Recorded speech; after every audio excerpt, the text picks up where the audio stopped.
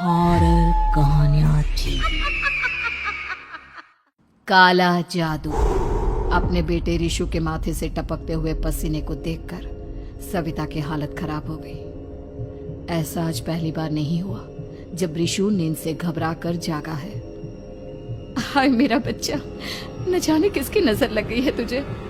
जब से मेरे बच्चे ने 10वीं के एग्जाम में स्कूल टॉप किया है तब से रोज बुरे बुरे सपने आने लगे हैं। हाँ माँ, मैंने आज फिर से एक काले साए को देखा।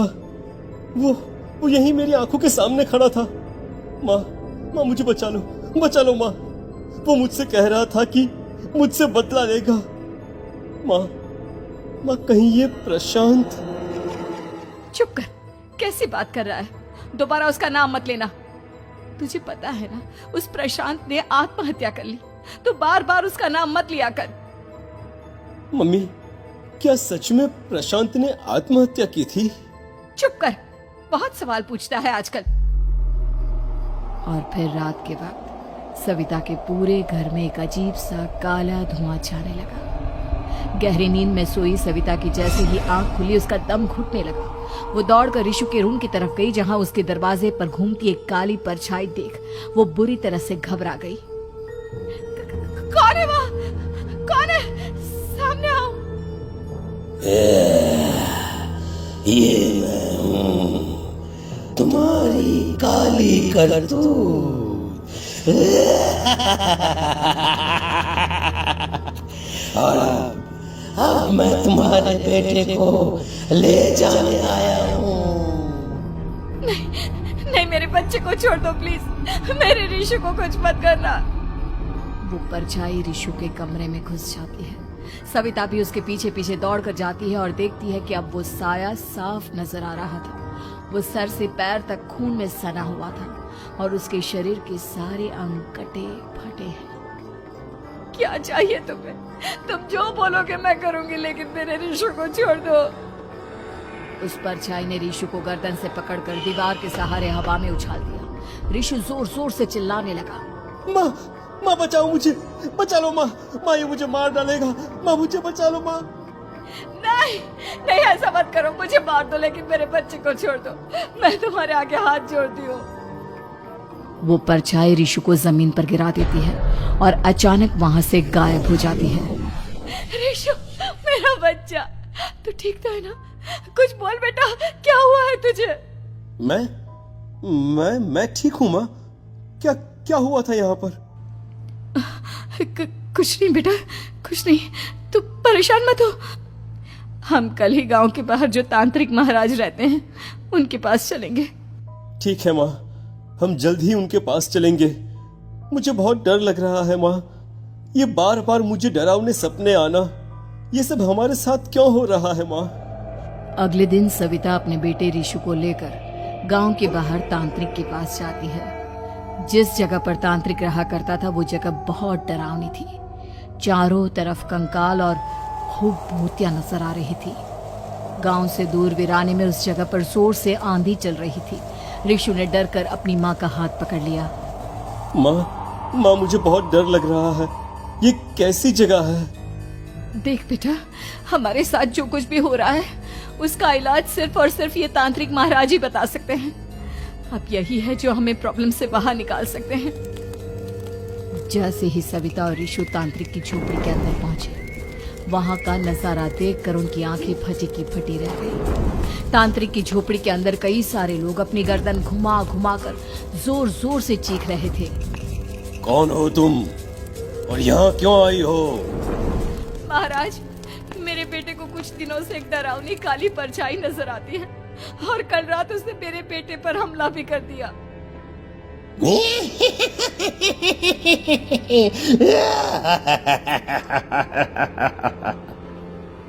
मम्मी हमें यहाँ से चलना चाहिए। ये जगह मुझे ठीक नहीं लगती। नहीं बेटा, ऐसा नहीं कहते। रुक जाओ, 2 मिनट के लिए रुक जाओ। क्या कहा? काली परछाई? तुम्हारे बेटे पर किसी काली परछाई ने हमला किया? हाँ महाराज, वो कह रही थी कि वो मेरे बेटे को कुछ कर देगी, कोई उपाय बताइए महाराज। मेरे बेटे के साथ कुछ गलत नहीं होना चाहिए। तुमने किसी दूसरे के साथ गलत किया है तो तुम्हारे साथ भी गलत होकर ही रहेगा। तुमने किसी की जान ली है, किसी को मार डाला है तुमने। नहीं महाराज, मैंने ऐसा कुछ नहीं किया। मैंने किसी की जान नहीं ली। मुझे कोई उपाय बताइए। लगता है तुम इतनी आसानी से नहीं मानोगी। मैं तुम्हें अभी उस काली परछाई से मिलवा देता हूँ और वही सारा सच तुम्हारे सामने लेकर आएगा। सविता और ऋषु ने डर के मारे अपनी आंखें बंद कर ली। तभी अचानक तांत्रिक की झोपड़ी में अजीबोगरीब आवाजें गूंजने लगी। सविता और ऋषु बुरी तरह से कांप रहे थे। आंखें खोलो और अपने सामने देखो। क्या यही है वो जिससे तुम कल रात को मिली थी? बताओ मुझे। हाँ, इसने कल रात मेरे बेटे के ऊपर हमला किया था। ये उसी लड़के की भटकती हुई आत्मा है जिसे कुछ दिन पहले तुमने मार डाला था। मम्मी ये महाराज क्या कह रहे हैं?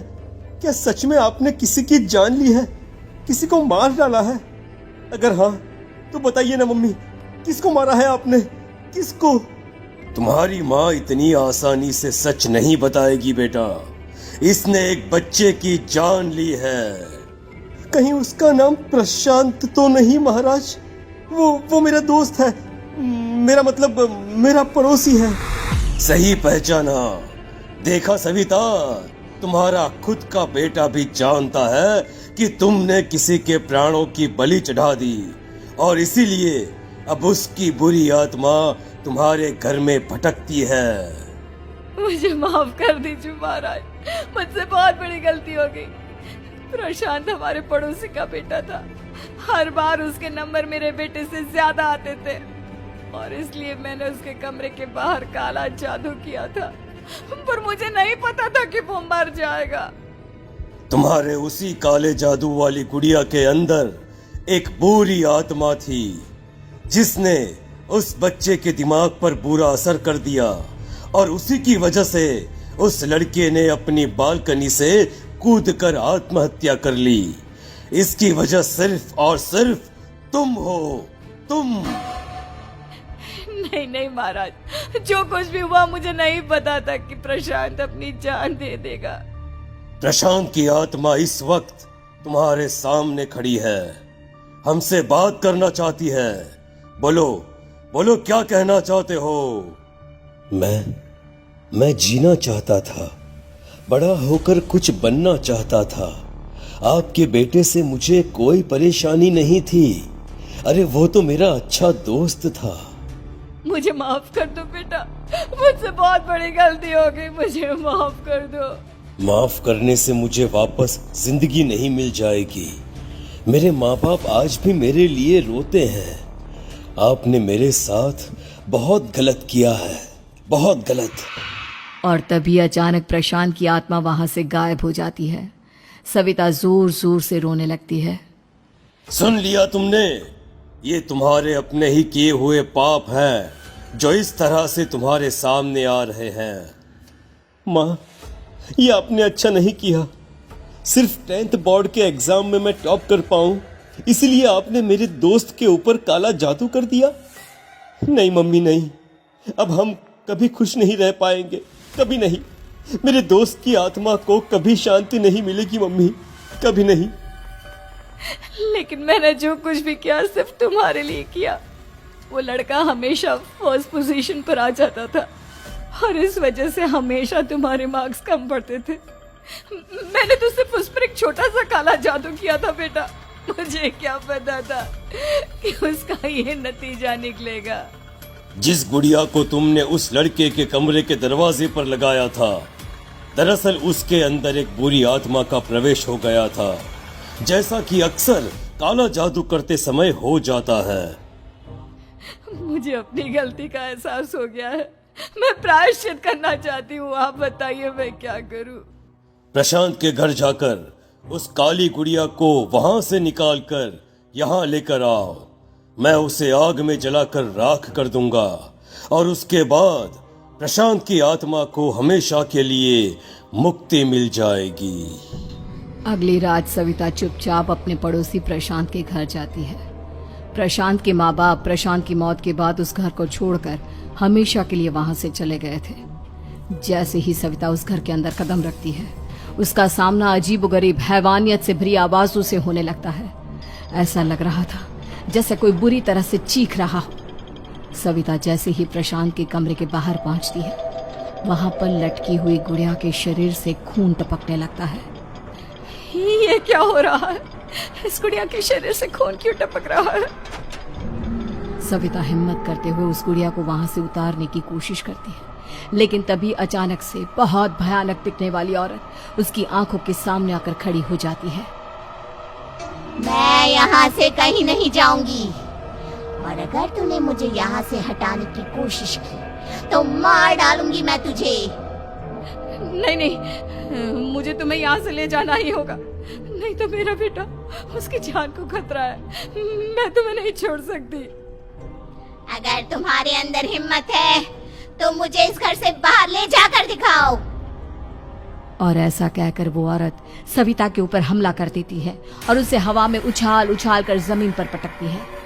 लेकिन तभी अचानक मौका देखकर सविता अपने हाथ में ली हुई सुई उसके हाथ में चुभो देती है। हाथ में सुई लगते ही वो औरत जमीन पर तड़पने लगती है। ये क्या किया तूने? ये क्या कर दिया? तुझे ऐसा नहीं करना चाहिए था। तांत्रिक ने मुझे कहा था कि तुझसे जीतने का सिर्फ यही एक तरीका है जिससे मैं अपने पापों का प्रायश्चित कर सकती हूँ और अपने बेटे की जान बचा सकती हूँ। और उसके बाद वो डरावनी दिखने वाली औरत एक छोटी सी जादुई गुड़िया में तब्दील हो गई और सविता ने उसे ले जाकर तांत्रिक को दे दिया। तांत्रिक ने जादुई गुड़िया को आग के हवाले कर दिया।